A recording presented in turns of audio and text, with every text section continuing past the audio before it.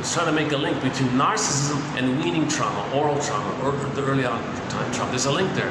Narcissism is like an extension or an expression.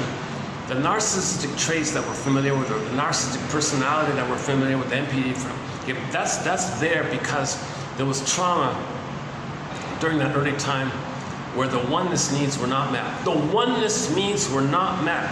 So when needs are not met, you look for symbolic breasts. Okay, symbolic.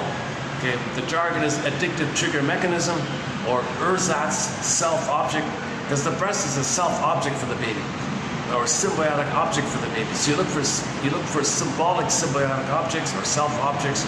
Okay, like the two is one kind of thing. You're looking for that blissful oneness. You still didn't get it, so you still hope for it. So you fill in the missingness of it, hoping to have the experience of memories of being nursed properly. So you're always hoping that the symbol of the breast can be the actual breast in the past. Doesn't make sense. But the confusing thing is when you reach out for the rejection, okay, you get a blip of regression to the good old days where the chemistry of the nicotine, tar, alcohol, whatever, stresses the brain to stimulate old fantasies that once upon a time in the good old days in the uterus, you had fantasies where you're king and a god, where you were safe in a blissful oneness. And from that memory place, then you get the good feeling of oxytocin, serotonin, blissful oneness feeling. So then you regress to the good old days, so to speak, by bringing up or blipping up those old fantasies. The fantasies are there, and you blip them up, and that gets the chemistry.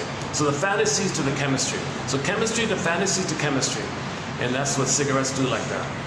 And the intermediary addictive trigger mechanism is filling in for that emptiness, that empty breast, the empty nipple that's okay, that cigarette. It fills in, and then it triggers the rest.